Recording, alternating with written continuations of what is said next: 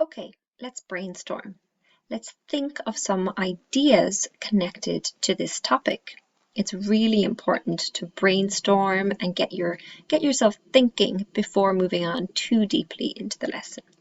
So the first question we have here is, have you ever planned, arranged, or managed a meeting?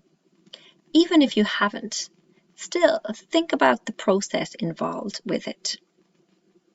What does each of these tasks involve? So what do you think the process is of planning a meeting? How would you arrange a meeting? And how would you manage a meeting?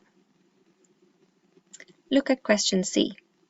What is the most difficult part of each task? So for example, when planning a meeting, one difficulty might be trying to arrange a suitable time and date for everyone.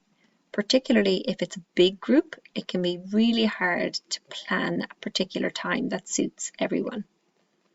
And the last question, how strictly does the chairperson need to control the meeting? So the chairperson is the person who's at the top of the table typically. Okay, let's brainstorm some ideas. It's always good to think about the topic before moving too deeply into the lesson.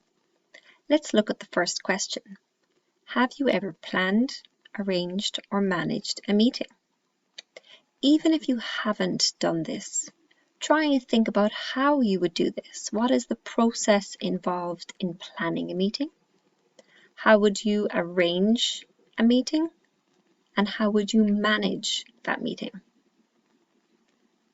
What is the most difficult part of each task?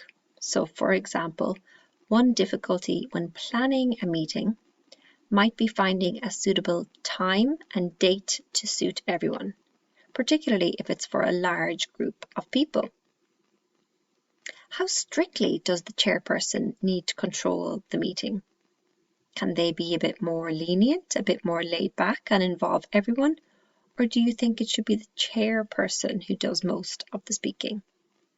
Think carefully about these questions.